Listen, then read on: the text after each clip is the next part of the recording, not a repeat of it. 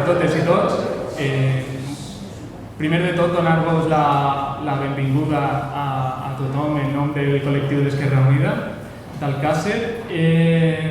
Moltes gràcies per estar ací en un dia que tenim tantes coses a nivell local i m'alegra molt veure tantes cares amigues i tants coneguts. Moltíssimes gràcies per estar ací. Jo soc Julio Álvarez, ja molts de vosaltres ja sabeu qui soc el coordinador d'Esquerra Unida d'Alcàsser i el portaveu d'Esquerra Unida Podem en l'Ajuntament. I com ja alguns de vosaltres heu vist al llarg d'aquesta legislatura, hem treballat molt els temes que són o que pertanyen al medi ambient, l'energia i el territori. Com pot ser des que es comença la legislatura en el projecte de la depuradora d'Alcàsser, la defensa del conveni de la comunitat energètica amb l'Ajuntament, que acaba al final trencant-se, els vessaments que tenim i que continuem lluitant en contra de la decantadora que està en el polígon del Pla i les últimes notícies que hem tingut de les plantes de plaques solars que pensen posar en el nostre termini municipal. Totes aquestes coses ens feren buscar gent que tinguera coneixements al voltant del medi ambient i l'energia i la segona setmana d'abril, en concret, anarem a parlar en Irene, que la tenim a dia d'avui així en nosaltres. I volíem parlar de totes aquestes coses i també de la possibilitat de fer una xerrada. Ho conto com a anècdota i tindré la llibertat de fer-ho i ese dia recorde una de les coses que Irene me va comentar, que me digué: mira Julio, el nostre sistema elèctric ara mateix li falta una inversió molt gran, estem posant energètiques per damunt de les possibilitats, no s'està cuidant i pot ser en algun moment tinguem algun problema i la cosa més segura que passa és que tinguem un fundido negre i tindrem un apagó. Això va ser, crec recordar, la segona setmana d'abril. Total, que el dia 28 tinguem l'apagó. Clar, imagineu-vos, allí en casa no sabíem què passava, es començàvem a sentir la ràdio dels cotxes i deien que el sistema elèctric havia tingut una caiguda en cascada. Per això mateix jo crec que aquesta xerrada és més que important i deia, mira, és un tema que s'ha de parlar, el nostre sistema elèctric, el canvi climàtic i el medi ambient. I per això tenim la jornada d'avui, que ja sabeu s'anomena Col·lapse energètic i canvi climàtic, futur i reptes de la nostra societat. Ara passaré a parlar dels ponents. En tenim a 3 experts en la matèria, que seran els protagonistes d'aquesta vesprada. Començaré parlant, com he dit ja, d'Irene. Irene forma part del secretariat de transició energètica del Partit Comunista del País Valencià i passaré a llegir perquè tractaré de ser molt curtet perquè tenen la veritat un currículum envidiable. És enginyer industrial en la Universitat Politècnica de València, màster en Science d'Energia Sostenible de la Technical University de Dinamarca i té coneixements de l'àrea en economia, per experiència. Porta ja més de 13 anys treballant en sistemes d'energia descentralitzada i accés universal a l'electricitat. Actualment treballa en iniciatives globals des de l'Organització de les Nacions Unides, des de la ONU, concretament en el marc del programa Sustainable Energy for All, on treballa per fer realitat l'objectiu de desenvolupament sostenible número 7, que és garantir energia accessible i neta per a tothom. Al llarg de la seva carrera ha desenvolupat moltíssims treballs tant en Europa com en Àfrica, on ha cofundat una empresa d'energia solar per a comunitats rurals. Després tenim a Antonio Turiel. Antonio Turiel és llicenciat en física, llicenciat en matemàtiques i doctor en física teòrica, tot això per la Universitat Autònoma de Madrid. Ha realitzat estades postdoctorals a l'École Normale Supérieure de París, a l'INRIA i a la Universitat de Barcelona i des de febrer de 2021 és investigador del CSIC en Catalunya. Ha publicat més de 120 articles científics, 80 d'ells en revistes que tenen uns processos de revisió molt estrictes i és autor de centenars de comunicacions. Ha participat en 30 projectes i contractes industrials, sent investigador en 10 d'ells i també treballa portant tesis doctorals. La seva àrea d'investigació són sistemes complexos de turbulència, el processament de senyal i d'imatge, la detecció satelital i l'oceanografia física. I des de fa anys també treballa en divulgació científica, que porta el blog de The Oil Crash.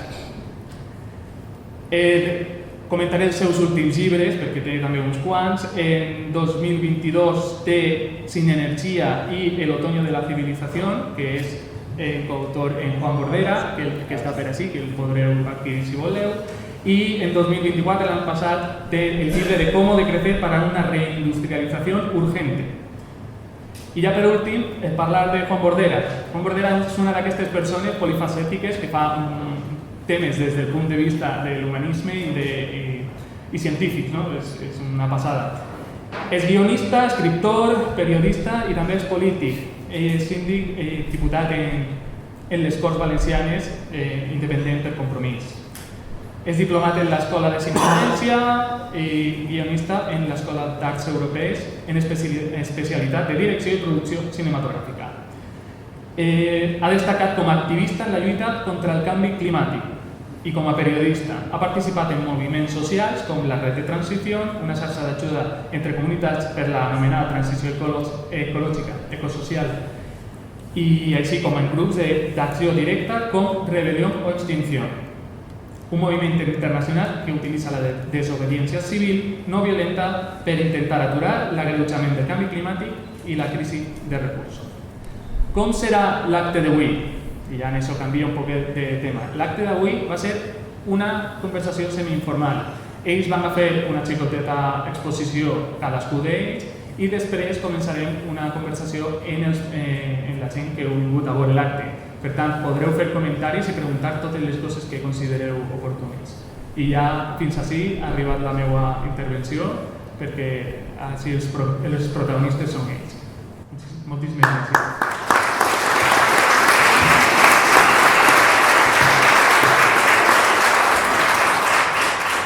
Bueno, ja havíem acordat que començaria això.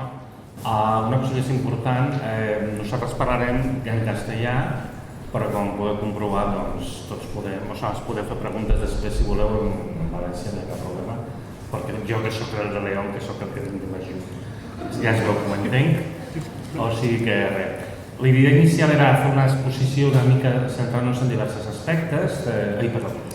La idea cargando. Castellano. Sí. Bueno, pues la idea inicial es hacer una pequeña exposición, intentaremos que sean unos 10 minutos y tal, de nuestros aspectos. Nos vamos a repartir un poco entre los tres, entonces hemos trabajado en muchas cosas y demás, y luego la rematamos y luego ya os pasamos la palabra a vosotros, ¿vale? También comentaremos brevemente un poco troceado el problema del apagón, porque yo creo que es una de las cosas que evidentemente interesa a todo el mundo. Entonces, en la parte en la que me voy a centrar yo, aunque mi trabajo de investigación es en ciencias ambientales y luego ya comentaremos también alguna cosa, yo hablaré del tema de la situación energética y el modelo de transición energética y comentar una cosa relacionada con sobre el apagón. Luego Juan hablará más de la cuestión climático-ambiental y también hará unos comentarios pertinentes sobre el apagón, y luego Irene, que realmente es la más experta, pues yo creo que hará una descripción de todo el sistema eléctrico y todo, un poco acabar de rematar la historia, ¿no? Bueno, tema de transición energética, un tema que yo llevo hablando muchísimos años. Tenemos un problema que lo sabemos desde hace muchísimo tiempo, que vamos a tener, y es que nos estamos quedando sin combustibles fósiles y sin uranio.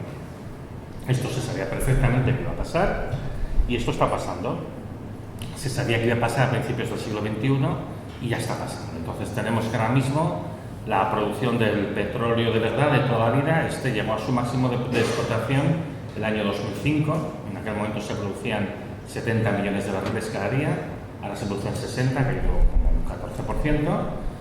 Para compensar esto se han introducido otras cosas que no son exactamente igual que el petróleo, que se llaman petróleos no convencionales, y contando esto, pues lo que se puede utilizar como combustible llegó a su máximo en noviembre del 2018.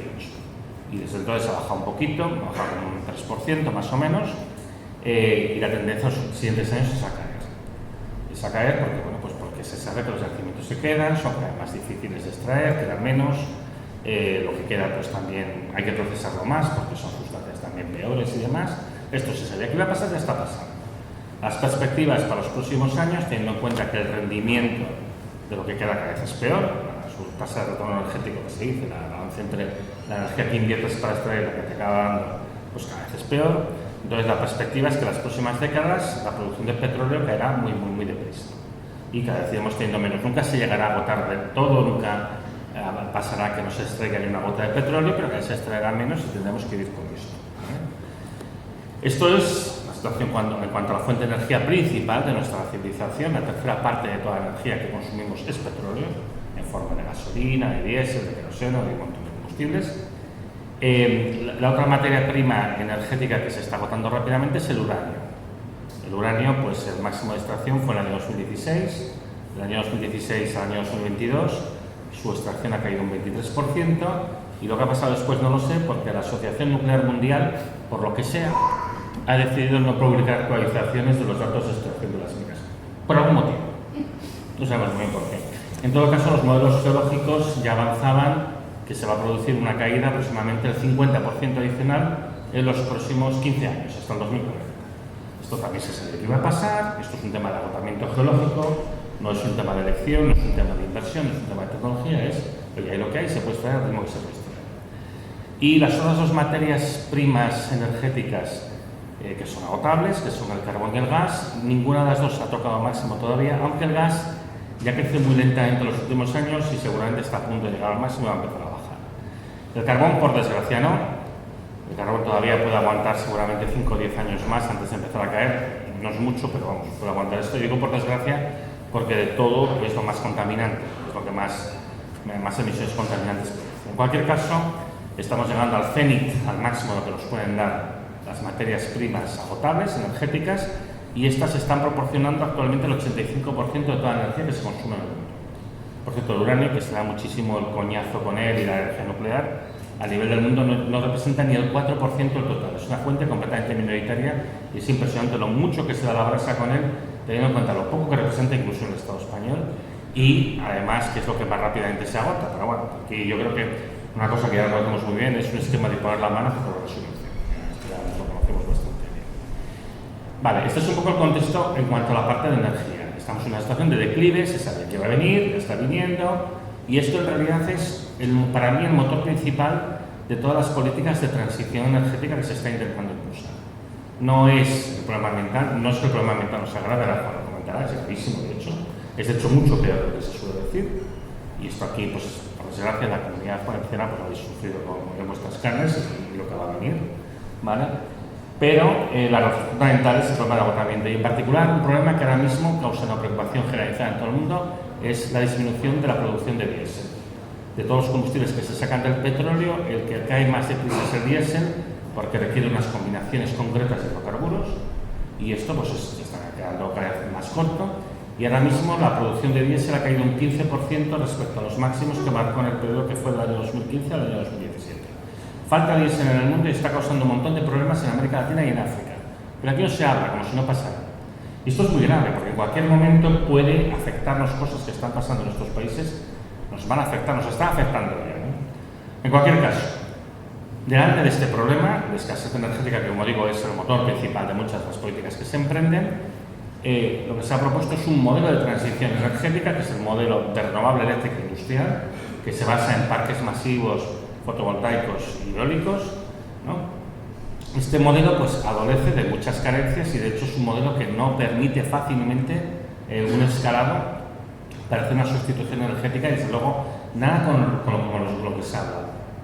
Si os vais fijando, se han dicho muchas cosas en los últimos años que ahora de repente ya se hablan menos, ¿no? O sea, se habló mucho del coche eléctrico y ahora ya parece que se ha perdido un poquito de entusiasmo. También se habla muchísimo del hidrógeno verde, todavía se habla, pero ya se habla bastante menos. Ahora lo que nos vende la moto es con los centros de datos de inteligencia artificial. Todo siempre para intentar justificar algo. Y el biogás. Y el biogás no es lo que viene a continuación, es lo que va a venir a continuación. Bueno, en cualquier caso, todo esto para justificar algo que tiene muy poca justificación y es un modelo de expansión de la renovable eléctrica industrial que realmente no tiene sentido. No tiene sentido porque faltan materiales, no tiene sentido porque tiene problemas en cuanto a su intermitencia y capacidad de producción, pero además no tiene sentido porque el consumo de electricidad, tanto en España como en la Unión Europea, como en la OCDE, está cayendo desde el año 2008. O sea, no es algo que acaba de empezar a pasar, llevan 17 años pasando. Y esto se sabe perfectamente.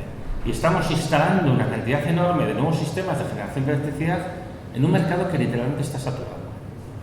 Entonces, bueno, tiene que haber cierta redundancia en los sistemas, porque hay intermitencia, porque evidentemente no hay fotovoltaica de noche, porque no hay eólica sin soplamiento, incluso el nuclear tiene que parar de vez en cuando. Pero, hombre, en este momento en España tenemos 130 gigavatios de potencia eléctrica total instalada contando todo tipo de sistemas, para un consumo que en promedio es de 26,5 gigavatios, con puntas de consumo de unos 41 gigavatios en verano y en invierno. Seguramente por 80 o 90 gigavatios tendríamos más que de sobras. Tenemos 130, pero estamos diciendo que vamos a poner 30 gigavatios más de aquí al 2030. Yo os digo una cosa, no va a pasar. No va a pasar. Esto es un modelo puramente especulativo, sin ningún sentido, y esto se está acabando. Y de hecho, los grandes capitales se están retirando. Entonces ahora estamos en una fase, yo digo, estamos en la fase de prepánico. Y en cualquier momento va a haber una desbandada. De hecho, el capital internacional ya se ha retirado. Eso es muy importante, y no solo en España, en general. Estamos viendo que se cierran muchos proyectos por todas partes y de cualquier momento lo que va a haber es el pánico. Eso es clarísimo. Y sobre todo además cuando se acaben los fondos del Next Generation. Sin embargo, pues se sigue alimentando una narrativa absurda y se siguen fomentando pues, proyectos muy absurdos, que vamos a poner grandes parques solares o vamos a hacer hidrogeneductos que no sabemos ni cómo lo vamos a hacer técnicamente para transportar hidrógeno desde aquí a no se sabe bien dónde. Pero bueno, en cualquier caso, esto es un poco el contexto energético. No nos estamos quedando sin las fuentes de energía que nos da la mayoría de la energía. Es un proceso lento que se va a lo largo de los años y las décadas, no se acaba de golpe, pero ya está en la fase de declive. El modelo de sustitución de renovable eléctrica industrial no funciona, da algo, no es que nos sirva para hacer algo, sí que nos da energía, pero no permite sustituirlo todo ni de lejos. Y esto es ya un poco el contexto del apagón del otro día. El apagón del otro día no pasa por casualidad, pasa en un momento en el que tenemos muchísima producción fotovoltaica, el 53% de toda la electricidad que se generaba en ese momento, que no por casualidad era al mediodía, pues el momento de mayor producción de energía fotovoltaica y en una situación en la que el sistema no tiene mucha capacidad de reacción, porque, como ya dijo Irene en su momento, en España se han instalado muchísimos sistemas de generación eléctrica renovable sin dotarles de los preceptivos sistemas de estabilización, algunos de los cuales las empresas convencionales los tienen. Pero el problema es que aquí se ha traspuesto directivas europeas que para favorecer el despliegue renovable ha permitido que se instale, pues exagerando un poquito, que se instale por los parques fotovoltaicos como el que se instala una placa y lo conecta a la red de su casa. Pero la red nacional de alta tensión es un sistema extremadamente complejo en el que uno está continuamente gestionando la oferta y la demanda y esto no se puede instalar de esta manera. Cuando en condiciones normales, digamos, pues había suficiente generación convencional que da estabilidad a la red, esto no era ningún problema, pero aquel día en concreto tenías un 53% de fotovoltaica, un 10% de eólica y luego a esto pues añades un 10% de nuclear que tiene cierta capacidad de gestión pero es limitada, porque las nucleares en España funcionan como un régimen fijo. Y en un momento dado se plantean una serie de problemas y la red se va a dar. Yo, esto Irene seguramente lo analizará con mucho más detalle, pero para mí lo que pasa aquí es una combinación pues de ineptitud, de temeridad y de codicia. No hay ninguna razón técnica para que pasara el apagón, pero se ha permitido, bueno, pues primero tener una red que si tiene que operar con tal nivel de penetración de renovable tendría que tener unas características diferentes y no se ha invertido en ello porque ¿para qué? Y si no lo tienes, pues tendrías que poner más sistemas capaces de dar estabilidad a la red, pero oye, queríamos vender más electricidad renovable y bueno, nunca ha pasado nada malo sobre él. Y entonces, bueno, pues así llegamos a la situación en la que nos vimos el otro día, ¿no? También os tengo que decir, y además es una demostración, la que dice defensa sin acusación, culpabilidad demostrada, desde el día 28 de abril, ¿qué está pasando? Que estamos quemando más gas. Estamos generando más electricidad con sistemas síncronos, con sistemas inerciales, que nos permiten también absorber excesos de voltaje, la potencia reactiva y todo esto, y nos permiten estar en una situación de cierta seguridad. Muy breves son los informes. Ha habido varios informes seguidos. A mí me falta todavía leer el de las compañías eléctricas. He leído el del gobierno. he leído el de Red Eléctrica que se publicó el día siguiente y es alucinante. O sea, el del gobierno dice, había un exceso de voltaje en la red, que había los sistemas que tenían que reducir los excesos de voltaje, que tenían que compensarlos, no funcionaron adecuadamente, lo cual es evidente, no funciona adecuadamente, pero en ningún momento discute por qué hay un exceso de voltaje en la red, porque hay un problema de tensión. Eso es como si fuera un accidente. Entonces ahí hay cierta cosa de decir, bueno, me tienes que explicar por qué se produce exceso de voltaje. El informe de Red Eléctrica es más gracioso. El informe de Red Eléctrica dice que toda la culpa la tiene una planta fotovoltaica llamada A, que está en Badajoz y que estaba produciendo 200 megavatios. Solo hay una planta en Badajoz que puede hacer eso, que es la planta de Núñez de Balboa, propiedad de Iberdrola. Entonces, pero bueno, no vamos a decir el nombre, ¿eh? Bueno, entonces, el informe de Red Eléctrica, yo os digo que es increíble. Es un informe mucho más corto que el del gobierno de España. Entonces ellos dicen, bueno, esta planta no está funcionando bien, tiene un fallo interno. Y entonces, bueno, pues que claro, ellos tuvieron que hacer adaptaciones en la red y por eso la red acabó cayendo, ¿no? Todo es bastante absurdo porque en realidad ellos tenían que haber dicho que se desconectara esta planta y demás, ¿no? La descripción que luego hace al final de todo lo que está fallando la red es delirante. O sea, yo digo, si la red está fallando tanto, lo que dijo Irene, pues es que era el cajón que tenía que pasar. Porque hay tantas anomalías y tantos fallos que uno lo que se pregunta es ¿cómo ha podido aguantar hasta ahora?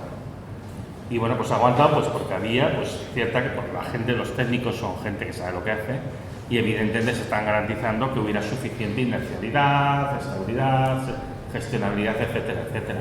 Pero bueno, hay una cosa que yo creo que emerge muy claramente de todos estos análisis, es algo tan importante como el acceso a un bien fundamental, como en este caso es la electricidad, no se puede dejar en manos del mercado, porque nos lleva a esta situación de precariedad absurda que no tiene ninguna justificación técnica. Y bueno, le paso la palabra a Juan para que haga su valoración más sobre la parte ambiental.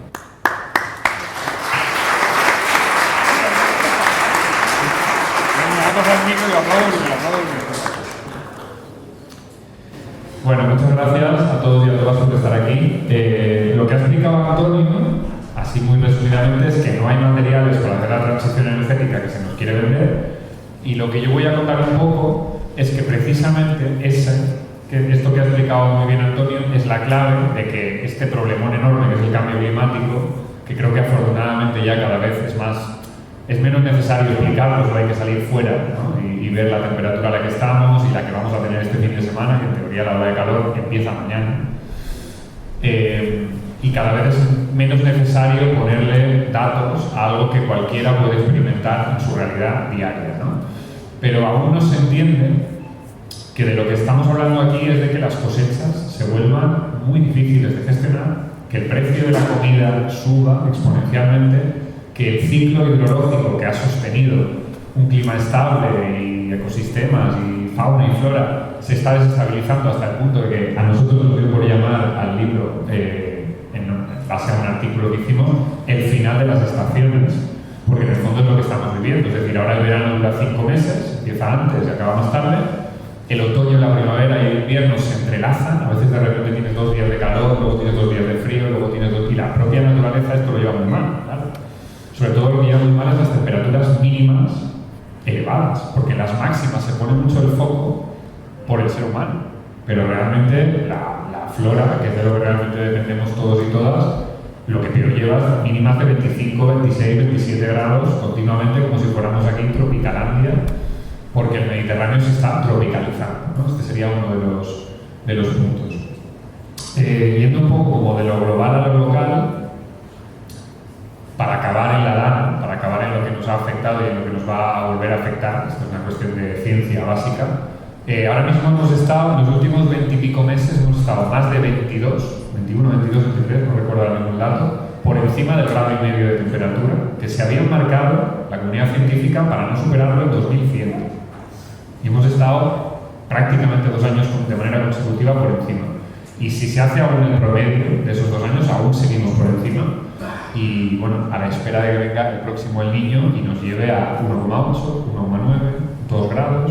Es decir, todas las perspectivas, todos los modelos que se han ido haciendo adolecen de que se basan en el clima del pasado para precisamente modelizar cómo va a ser este clima en el futuro, y esto ya está empezando a no ser posible, porque el pasado ya no sirve como referencia de lo que está llegando. La prueba también, por ejemplo, la tenemos en La Dana, ¿no? Que de repente el ciclo hidrológico, pues eso, de repente tienes 11 meses, estábamos teniendo de sequía abrupta, bestia, en el norte de Castellón y en el sur de Alicante, y de repente toda el agua que no te ha caído en un año y medio te cae en un día en Turís, cayó un año y medio de lluvia en un día. A eso es a lo que nos vamos a tener que ir habituando, y es a gestionar el agua de una manera mucho más racional y a gestionar las avenidas anormales de agua también de una manera mucho más, esperemos, adaptada a la realidad que la que hemos tenido hasta ahora, porque así yendo como muy a lo sintético, La Dana ha tenido 3 causas. La primera, por mucho que digan lo contrario, es que el cambio climático se está acelerando. Danas ha habido siempre, pero como esta no ha habido ninguna.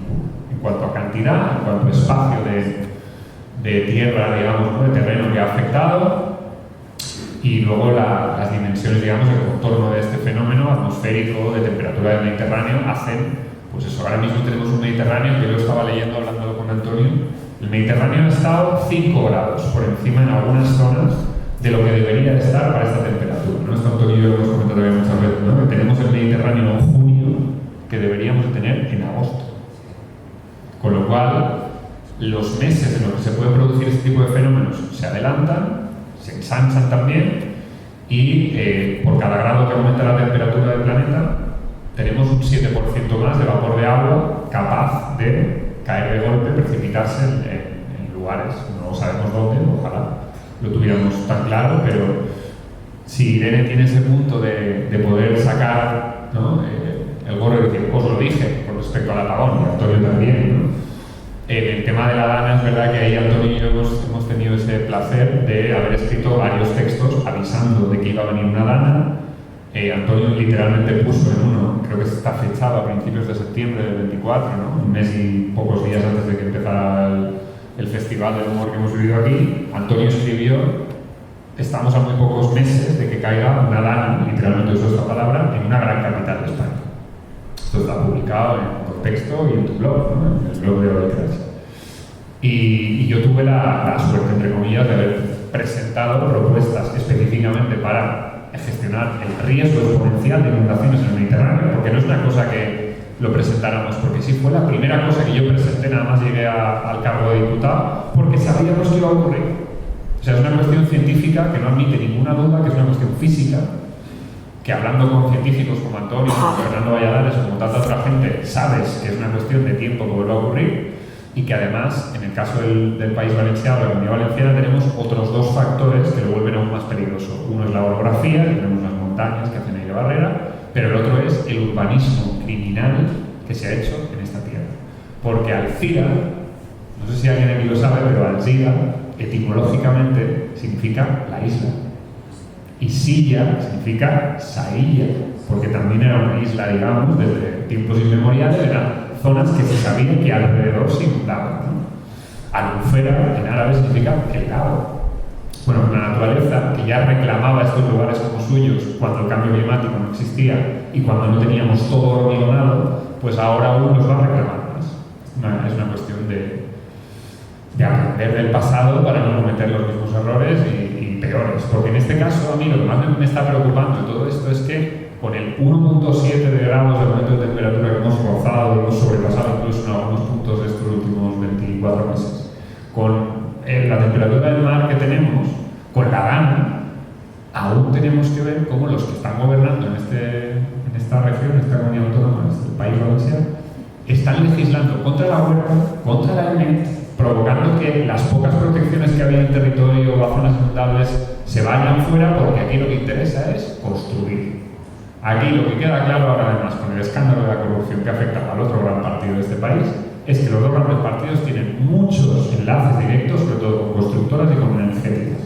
Y esto explica muchas cosas. Explica que la legislación que se está haciendo sea tan suicida como la que se está haciendo, y explica una parte del fenómeno de la construcción de megaparques fotovoltaicos y eólicos. Porque aquí el negocio ya no es tanto la generación de electricidad como la construcción del megaparque en sí.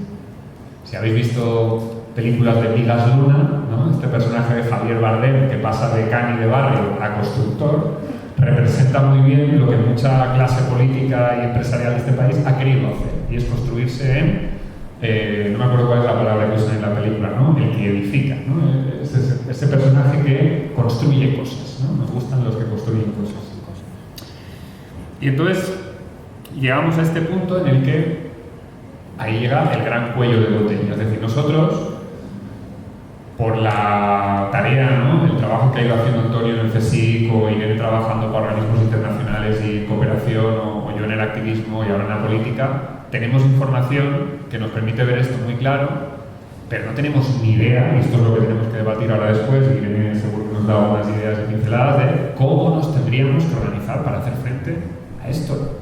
Porque esa es la gran pregunta que todos y todas deberíamos estar haciéndonos. Esto nos afecta a todos, no es el futuro de tus hijos o de los osos polares que Groenlandia, no. Esto va de nuestras cosechas, de nuestra seguridad, de que si seguimos permaneciendo un poco impasibles ante esta oleada de fascismo y de genocidios que estamos viviendo, pues es lo del refrán, pues deja que pase que ya te tocará a ti, ¿no? Es decir, en algún momento nos va a tocar, igual que nos ha tocado una dana, nos van a tocar este tipo de conflictos, como nos hagan colonia energética o de repente se descubra un avance en el hidrógeno. No quiero ni imaginar lo que nos pueden hacer aquí, porque somos un territorio que tiene un estrés hídrico ya importante. Tú añades el hidrógeno, verás tú qué guay, porque el hidrógeno tiene un montón de necesidades también de agua pura y de una serie de, pues eso, de condicionantes de clima estable que no vamos a tener.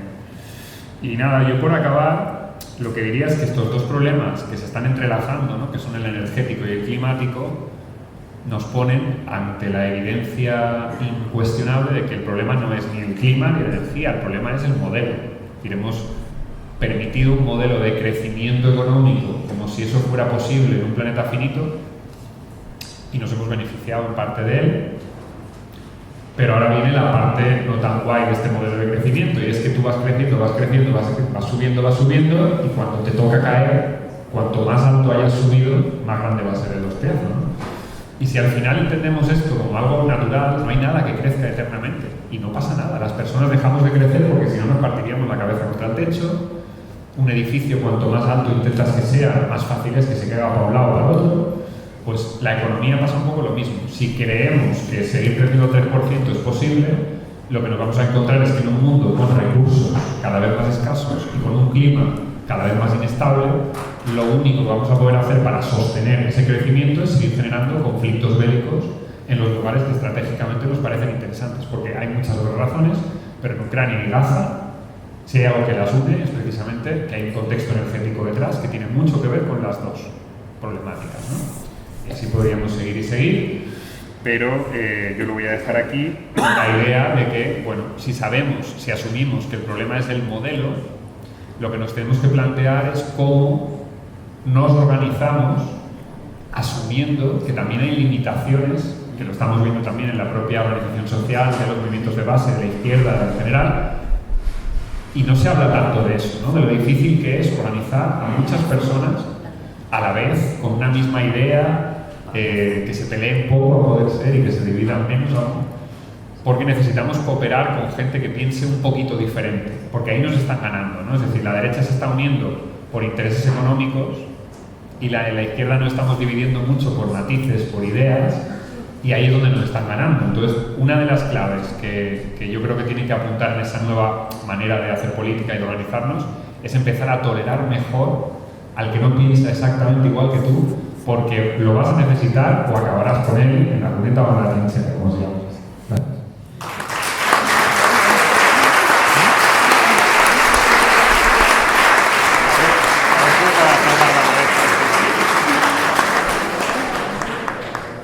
Bueno, pues yo voy a intentar hablar de dos temas, los dos relacionados con electricidad.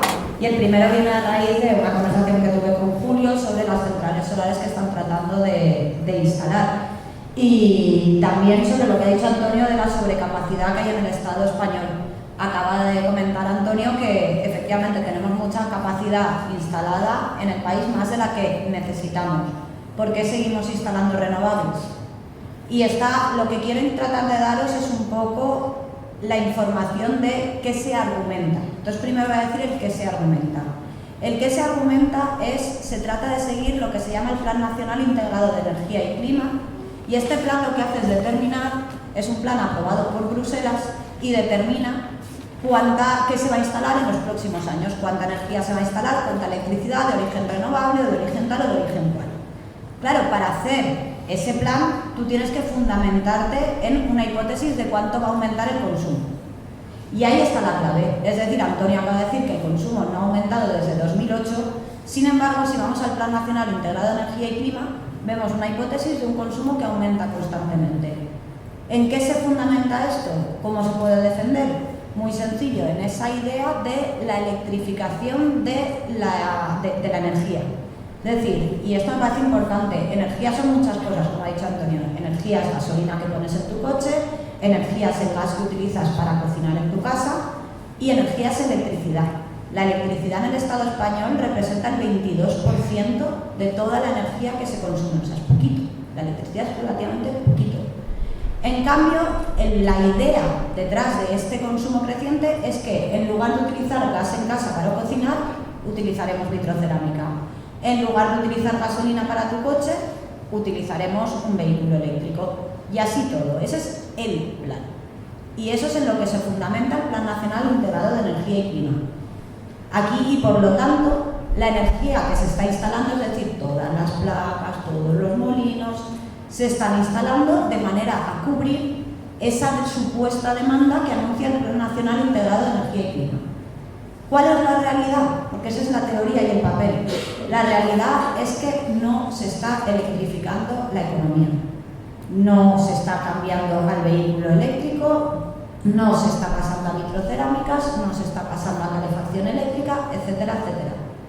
Entonces, claro, aquí tenemos una situación un poco esquizofrénica en la cual decimos, no, es que hay que instalar muchas más renovables, hay que instalar mucha más capacidad, basándonos en una demanda creciente que no es una realidad. Entonces esto creo que es importante que la gente lo sepa cuando se argumenta y se dice, no, pero porque yo supongo que lo habréis oído, debates de ¿hace falta más renovable o no? ¿O sí? ¿O por qué? Y lo que yo trato de explicar es un poco qué se puede argumentar o cuál es el argumento que se da a las personas que dicen no es que hace falta más renovable. Claro, para eso tendrá que crecer la demanda primero, ¿no? Luego está la otra realidad. ¿Por qué no se para? ¿Por qué no se piensa, oye, vamos a ver si ajustamos un poco la instalación masiva a la realidad que tenemos enfrente nuestra? Y ahí la respuesta es muy sencilla y muy obvia. Simplemente hay un negociazo brutal. Ya está. Entonces ya tenemos a las de siempre, que las de siempre, ojo, están las eléctricas, pero por supuesto también están los fondos de inversión detrás.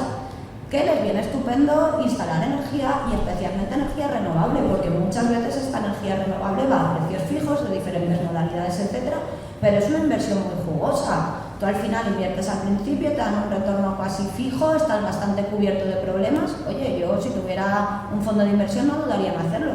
El problema es que detrás estamos nosotras pagando toda esa fiesta.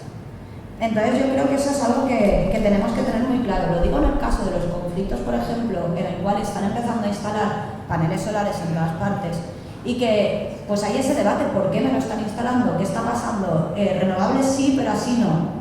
Creo que es importante incluir esta dimensión en la cual ya no es una cuestión de renovables sí, pero así no, es que va más allá. ¿Por qué? Es real esa hipótesis de demanda y si no, ¿qué es lo que tenemos que demandar? Tenemos que pedir que se analice de verdad cuáles están siendo las necesidades eléctricas que tenemos y si está de acorde con ello. Y si está de acorde con ello también es una cuestión de democracia. Hablamos mucho de, y yo ahí creo que una puntualización necesaria, hablamos de democratizar el sector eléctrico. No sé si habréis oído, pero hay que democratizar. La electricidad tiene que estar en manos de la gente, estoy de acuerdo. Pero creo que se está confundiendo un poco la propiedad privada de un individuo que puede tener un panel solar en su casa, etcétera. Eso no es democrático. Democrático es cuando todas nosotras deberíamos estar opinando sobre el sector eléctrico. ¿Qué es opinar sobre el sector eléctrico?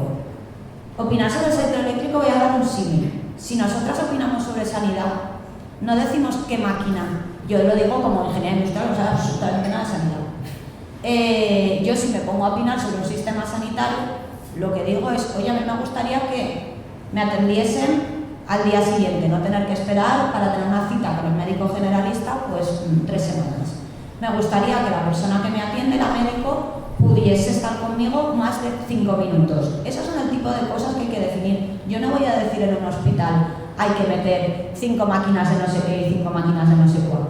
Si ahora extendemos ese paralelismo al sector eléctrico, yo creo que cuando utilizamos la palabra democratización de la electricidad y lo hablamos mucho, tenemos que ser claras con lo que queremos, y es que nosotras definamos las características que queremos de un sector eléctrico.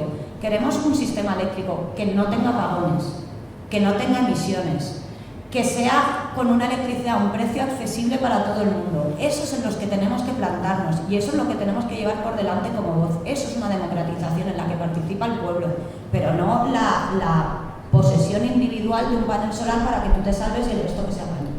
Eso lo quería puntualizar. Y por último me gustaría abordar el tema del apagón. Del apagón varias cosas. Bueno, en primer lugar, por lo que comentamos de los artículos, en el Mundo Obrero sacamos un artículo en septiembre de 2024 que se llamaba España una grande y libre pero al borde de un apagón. En 2024, septiembre. Quiero decir que todo esto puede parecer anecdótico, pero cuando se nos empieza a decir uy, no, lo que ha pasado ha sido algo muy puntual que nadie se esperaba, ha sido un fallo, que bueno, una cosa que no te preocupes. Hombre, pues aquí somos mucha gente que además trabajamos en el sector y lo estamos diciendo. No nos podéis decir que ha sido una casualidad, por favor, vamos a ser un poco respetuosos, ya que es una cuestión de respeto, yo creo. Entonces, eso es lo primero. Segundo, en el apagón yo creo que una cosa muy importante, dejadme contaros una anécdota, yo este apagón me pilló en Madagascar. Yo trabajo en África subsahariana. En Madagascar la mayoría de la gente no tiene acceso a la electricidad.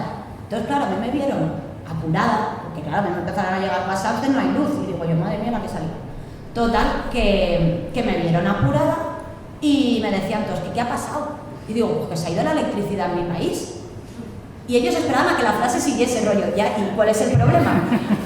Pero claro, y entonces yo les tuve que explicar y les dije, es que claro, la gente no va a saber que los cajeros automáticos no van a funcionar y no va a tener dinero en efectivo. La gente no va a saber que tú no puedes poner gasolina porque la bomba es eléctrica. La gente no va a saber que el agua no te llega a tu casa. Claro, que ellos me miraban con cara de menudos espabilados que están estos.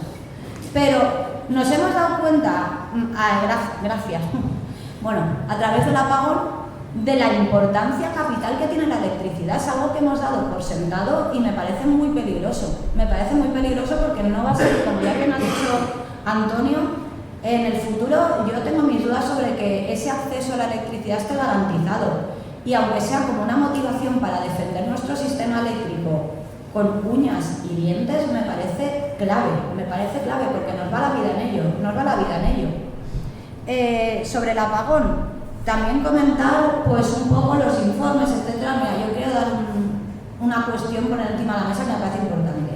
Aquí hay multas. Aquí van a caer multas. Alguien va a tener que pagar el pato.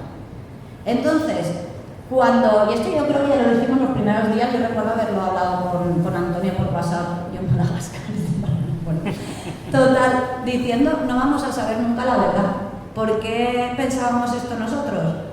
Pues porque al final hay multas y cuando hay multas ya no está tan claro y aquí hay demasiados intereses de es tu culpa, ya porque no va a pagar, no, pero total. Y al final es la frente a lo que nos encontramos. Ahora mismo tenemos un informe de Red Eléctrica, un informe del Gobierno, un informe de la Asociación de los Gestionarios de la Red Europea, viene otro de la CNMC y cada uno te da como pinceladas de información, no se sabe, con generalidades un poco absurdas. Por ejemplo, una de las cosas que hemos escuchado mucho es esto no es culpa de las renovables. Hombre, vamos a verla, es que también en esta vida hay que ser científico un poco, o por lo menos respetar la ciencia. Quiero decir con esto, es que uno de los argumentos que dan dice, no, las renovables no tienen la culpa, la tienen las energías convencionales, es decir, las térmicas, que no han absorbido potencia reactiva.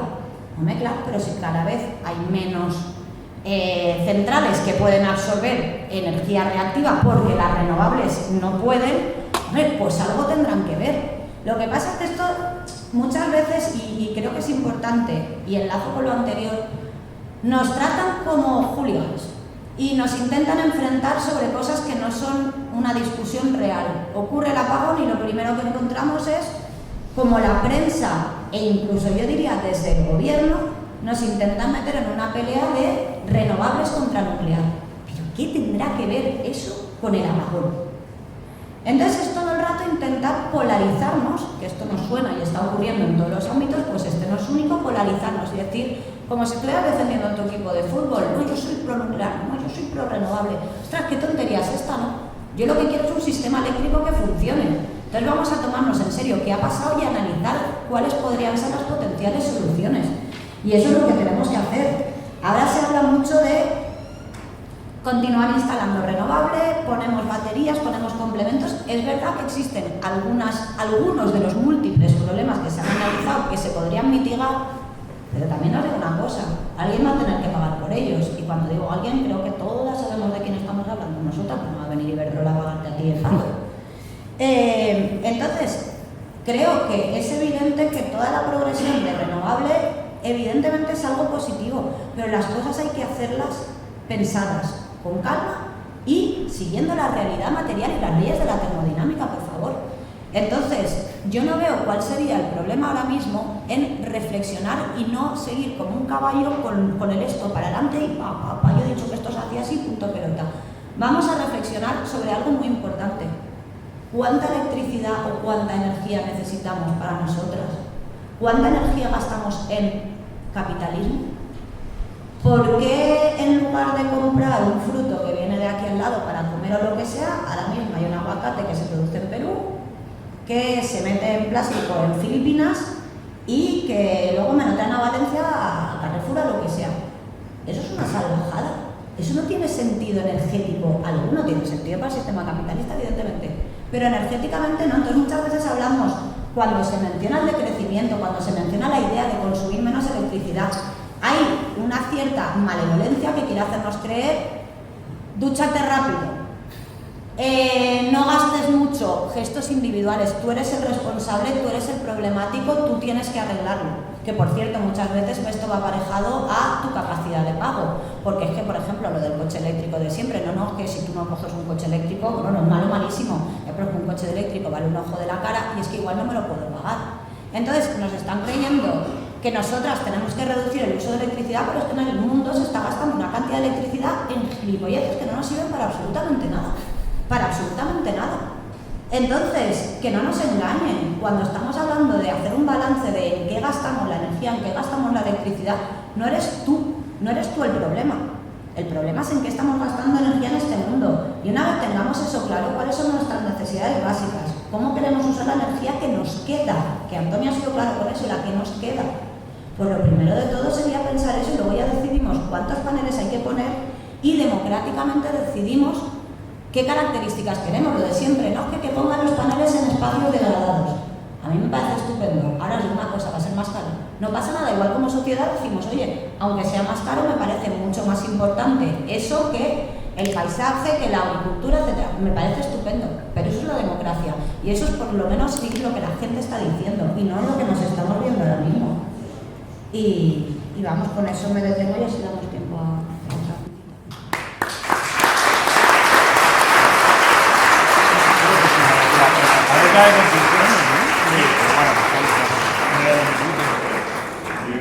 Bueno, pues nada, cerramos un poquito ya. Es ronda de conclusiones. Pues a ver, yo creo que las conclusiones están bastante claras. No podemos seguir con este modelo energético. Este modelo energético no funciona. Es un modelo además de carácter muy especulativo. Aquí hay gente que se está forrando básicamente por construir, no por nada más. No puede ser además que hay una serie de críticas que se establecen desde el marco de la ciencia que atienden a diversos aspectos ambientales, energéticos, técnicos, económicos y se están desdeñando y no se debe de invocar el cambio climático en vano para justificar cosas que no se pueden justificar. Entonces lo que hay que pensar es, yo creo que una de las claves es lo que ha dicho Irene, es decir, hay que pensarse esto, hay que planificarlo. Es una palabra que yo sí que me gusta, sobre todo en un marco capitalista, pero hay que planificar. Hay que pensar muy bien hacia dónde vamos. ¿Energía para qué? ¿Energía cómo? Y ¿energía cuánta se puede llegar a producir? No puede ser que el Plan Nacional Integrado de Energía y Clima del Estado español empiece diciendo en el año 2050 en España se consumirán no sé cuántos gigavatios hora. ¿Pero por qué? Porque ha venido Dios y te lo ha dicho a ti, que va a ser así. O eso dependerá del modelo social que tengamos. Además, es físicamente posible. Entonces, este es el tipo de cuestiones que hay que plantear. Y un poco por la parte de energía lo concluiría un poco aquí y paso a Vale, pues yo me he apuntado a una cosa más, pero voy a intentar ir rápido.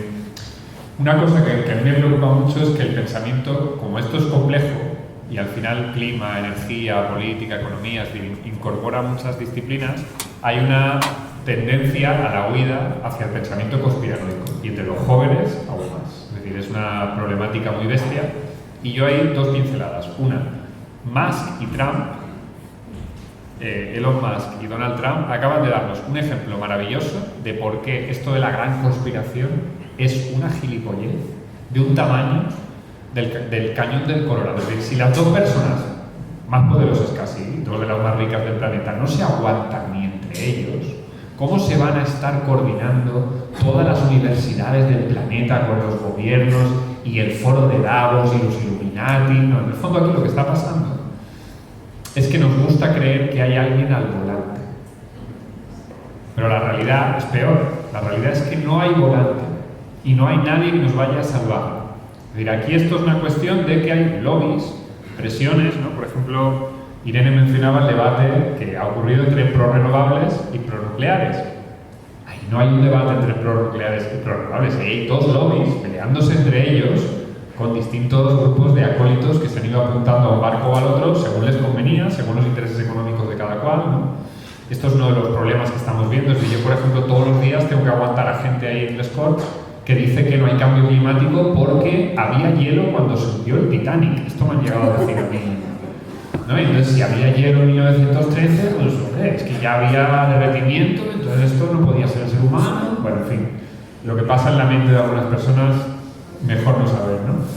Pero, no sé, creo que hemos llegado a un punto en el que al final tenemos que evitar todo este tipo de pensamiento un poco simplista, porque la gente quiere respuestas simples, ¿no? Ante un problema complejo, el de las respuestas simples acaba ganando porque los que tenemos, ¿no?, respuestas complejas y a veces no muy agradables, tenemos que convencer, mientras que el otro te dice, no, esto es culpa de las mujeres, de los ecologistas y de los inmigrantes. Y ya está, y arreglado, ¿no? Y entonces, ante esa oleada de odio organizado y además muy bien pagado y muy bien financiado, solo en el cambio climático, que es el tema que yo más controlo, hay $1.000 millones al año solo en Estados Unidos para fomentar este tipo de pensamiento tipo Iker Jiménez.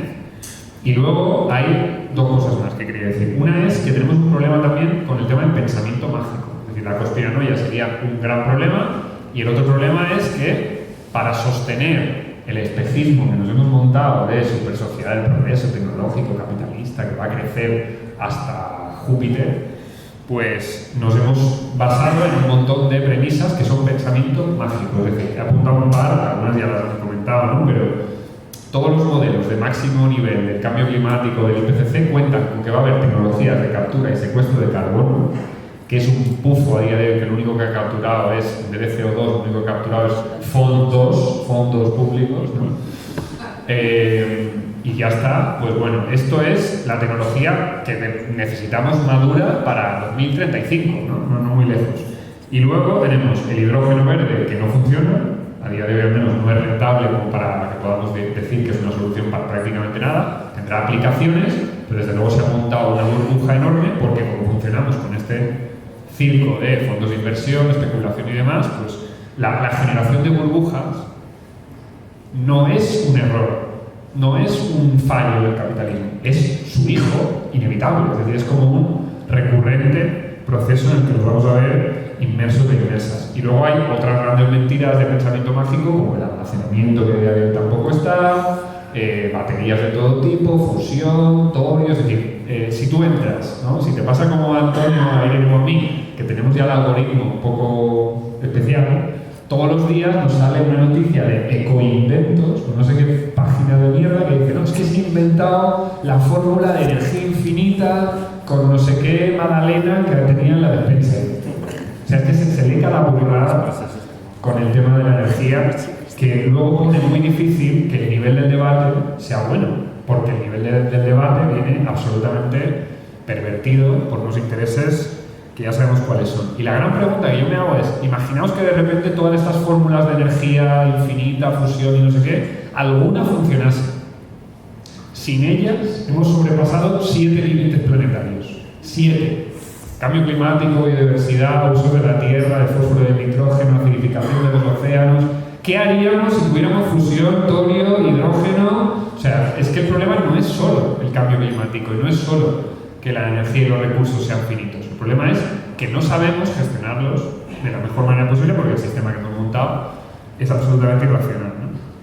Y ahora solamente un par de ideas que creo que está guay que las lancemos un poco, igual podéis volver a coger el micro, tú Irene, que tienes turno, de qué tendríamos que hacer, porque es muy fácil, entre comillas, diagnosticar, tampoco es fácil, pero es más fácil diagnosticar que proponer. Sí que un par de ideas en este sentido. Decir, democratizar el sector eléctrico. Sí, pero tal, no sé qué. Una de las claves es que precisamente habría maneras de, con asambleas ciudadanas, en La Palma, por ejemplo, se está proponiendo una, Irene pone caras, porque ya sería de otra propuesta aún más radical, probablemente. Pero yo creo que esta es muy útil. Se hizo una asamblea ciudadana en el Estado español en 2021, cuando el decrecimiento no era tan popular como ahora, y el 93% de la gente que estuvo 6 meses asesorada por expertos, como Fernando Valladares, ¿no?, el compañero con el que también hemos escrito Antonio y yo muchas veces, fue uno de los que asesoró a esta asamblea de 100 personas elegidas al azar para que reciban la información. Porque no hay ningún partido político que proponga el decrecimiento y que le vote la gente. Porque los partidos políticos, el problema que tienen muchas veces, aparte de los lobbies, aparte de las presiones, aparte de que si haces algo de verdad bien van a ir a por ti, que es lo que le ha pasado, por ejemplo, a mi buena querida amiga Mónica Oltra y a tantas otras personas de Podemos y Izquierda Unida y de otros partidos que han intentado hacerles la vida imposible precisamente porque estaban tocando, ¿no?, los huesos duros del núcleo de los lobbies de todo tipo. Entonces, ante esa situación necesitamos propuestas de democratizar no solo el sector eléctrico, sino todos los sectores que se puedan, porque así, con la gente, digamos, con la información correcta, sin presión, sin que no haya la presión también de tener que ser reelegido cada 4 años, las propuestas que salen de este tipo de formatos son mucho más radicales que las que ningún partido político puede hacer. Por una cuestión de que el partido político lo tiene que votar. Y en Francia ha habido un partido político por el decrecimiento y lo ha votado el 1,5% de la población. Entonces, eso tampoco nos sirve, ¿no? Necesitamos algo que sea lo más masivo posible, porque aquí estamos en una situación, no sé si os acordáis de que 10 días antes de la Dana, en Valencia hubo una convocatoria, que aún hay carteles por Valencia, la convocatoria era Valencia sofega, Valencia se ahoga, y aparecían carteles de Valencia inundada. Esta era una convocatoria que el foco estaba puesto en la vivienda, pero que tenía mucho también del sector ecologista y demás también metido ahí. Esta es una de las llaves. Solo la presión de la sociedad civil organizada puede hacer que tanto los lobbies como los partidos políticos, unos porque tengan que disimular y otros porque van a luchar contra esto, pero van a perder, esperemos. Solo la presión de la ciudadanía organizada puede hacer algo para evitar que la próxima Dana sea aún peor que la que hemos sufrido. Y las probabilidades son altas, ¿eh? O sea, las probabilidades de que venga una Dana peor que la que hemos vivido en 2024 en no muchos años, en esta misma zona, las probabilidades son muy altas, sobre todo teniendo en cuenta el nivel de calentamiento exponencial que está cogiendo el Mediterráneo. Si ante este tipo de situación compleja que nos exige todo y que nos pone en juego todo, no damos más, no nos organizamos mejor, ahí sí que tenemos que hacer un poco de autocrítica, ¿no? Porque yo, por hacer una propuesta, entre comillas, realista, lo que yo diría que hay que hacer es tratar de gestionar lo que no se va a poder gestionar de ninguna de las maneras y aún así, sabiéndolo, hacerlo lo mejor posible. Porque ese es el reto que tenemos por delante. Es decir, las cosas, tema clima, ecosistemas, cosechas, lo que hemos ido comentando, se van a poner peor y rápido. Y el tema energético no tiene mejor pinta, ¿no? Tiene una pinta que yo creo que es, como decía Antonio antes, es un problema más grave a largo plazo, el tema climático, pero estamos en una situación de cuenta atrás, de que nos queda muy poco tiempo para organizarnos. Y entonces, pues bueno, ahí tenemos que buscar la manera, lo que decía un poco antes, de coordinarnos para que ese proyecto que se hizo antes de la Dana, que era el Valencia no es tan venda, que es como se llamaba el colectivo, o Valencia sofega, que fue la convocatoria de la manifestación, o Canarias tiene un límite, o Cantabria se defiende, es decir, ha habido muchos movimientos con esta idea de los límites, de que nos tenemos que acostumbrar a que existen límites y tenemos que gestionar nuestra política y nuestra economía en base a ellos, no al revés, no esperar que los límites se adapten a nuestro modelo económico. Ahí hay una potencia. Si reconocemos los límites, tenemos la capacidad de que esa organización mejore. Si no, nos vamos a ir viendo continuamente brindis al sol, tras brindis al sol, contra un muro que está ahí y que no se puede negar. Vale, yo voy a tomar cosas de aquí y allá y algunas ideas que he apuntado, pero un poco la línea creo que ha comentado Juan. En primer lugar, ¿qué hay que hacer? Yo creo que una cosa importante que va a parecer baladí, pero no lo es pensar. Es que todo, y lo sabéis perfectamente, está diseñado para que no pensemos, para buscar una respuesta sencilla a problemas complejos, para ponerte a polarizarte. Yo soy un hooligan, yo soy de A, yo soy de B, pero sobre todo no pienses. Y creo que tenemos que pensar, y lo digo también desde la izquierda, tenemos que pensar y a veces no lo estamos haciendo. Yo lo siento mucho, pero nos hemos querido fiar muchas veces a soluciones mágicas. Las renovables lo iban a salvar todo. A continuación fue el autoconsumo. A continuación fueron las comunidades energéticas. No hay solución simple a un problema complejo y creo que pensar es algo bonito, algo enriquecedor. ¿Por qué no lo hacemos? Eso para nosotras me parece que es un punto ciego que tenemos que dejar de tener y tenemos que ser un poco más serias y más materialistas y mirar la realidad material y entender por qué pasan las cosas y no pensar que algo se va a solucionar porque hay solución mágica, ya está. Es muy infantil y no deberíamos caer en esas. El segundo punto, creo que también Juan ha dicho que nadie está al volante. Sí que hay alguien al volante, el capital. Y olvidarnos de esto. El capital no es nadie. El capital está organizado, y eso es lo que no nos damos cuenta. El capital organizado está organizado en lugares como el Fondo Monetario Internacional, como la Unión Europea. Claro que están organizados, claro que saben lo que están haciendo. Asegurar la reproducción del capital, que es lo único que importa. Entonces tampoco pensemos que aquí hay cosas que ocurren. No, no. Aquí está todo diseñado para única y exclusivamente eso. Y tenemos que tenerlo muy en cuenta cuando hacemos un análisis. De nuevo, por volver al punto anterior, cuando hemos pensado que las renovables van a solucionar todos nuestros problemas, hemos pensado quién está instalando las renovables, quién se está lucrando con la instalación de esas renovables. Si no tenemos ese tipo de análisis, vamos a ir ciegas por la vida. Otro punto que también considero que es importante es en cuanto a la gestión de recursos que ha mencionado tanto Antonio como Juan. Tomemos el ejemplo de, voy a insistir en ello porque lo ha dicho Juan, pero creo que merece al menos ser repetido. Cuando hablamos de la acidificación de los océanos, la energía de fusión va a solucionar eso, tener electricidad gratis para todas, infinita y gratis. Mira qué bien. ¿Eso va a solucionar la acidificación de los océanos? ¿A qué no? Entonces lo que no podemos es ser cortas de miras y decir, uy, voy a solucionar este problema. Y ahora esto parece un barco hundiéndose y estamos tapando con la mano una fuga de agua y te sale otra por ahí, te sale otra por ahí, en vez de decir, pues igual va a haber que cambiar toda la cubierta. Es imprescindible, de nuevo, que tengamos una visión holística de la situación y que miremos cuál es el problema, que acabo de mencionarlo. Es que es el capital, es que es la reproducción infinita del capital, que no tiene sentido. Entonces, ¿cómo abordamos eso como sociedad? Juan habla de asambleas ciudadanas. A mí no me parece mal que la gente se reúna, reflexione y decida. Yo prefiero llamarlo soviets. No veo qué necesidad hay de llamarlo asambleas ciudadanas, pero yo creo que la idea no es diferente. Marketing, Irene, marketing. Marketing, bueno, yo no sé mucho de marketing. Se nota. Creo que al final lo importante es que la gente organizada reflexione, junta, debata y decida.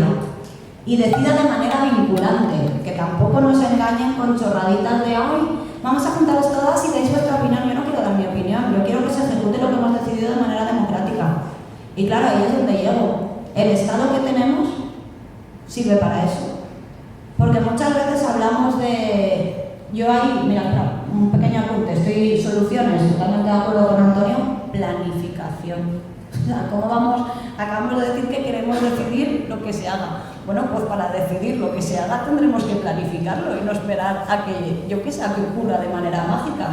Entonces tenemos que poder tener la capacidad de planificar y tenemos que tener la capacidad de poder ejecutar ese plan, que eso se nos olvida muchas veces. Vale, decido, tengo un plan, ¿cómo lo ejecuto? ¿Qué le pido al capital? Oye, haz esto, haz lo otro. Tendremos que hacerlo nosotras. ¿Y hacerlo nosotras qué significa?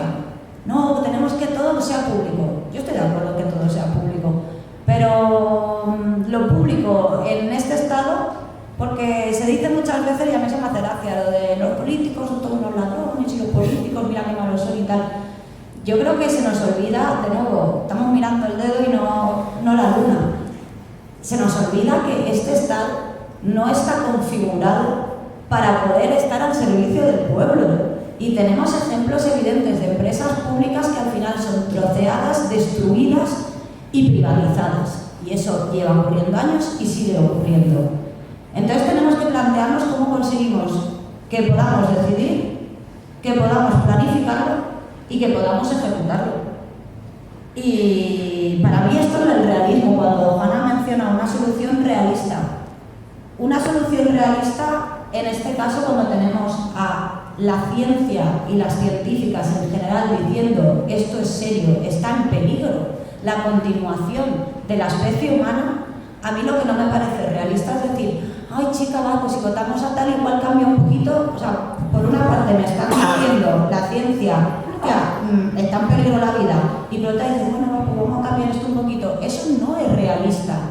Entonces, me parece delirante que no se tome este tema en serio, que no se haga el enlace directo con el sistema en el que vivimos y en el que nos organizamos con sociedad y pedir un cambio de sistema ya.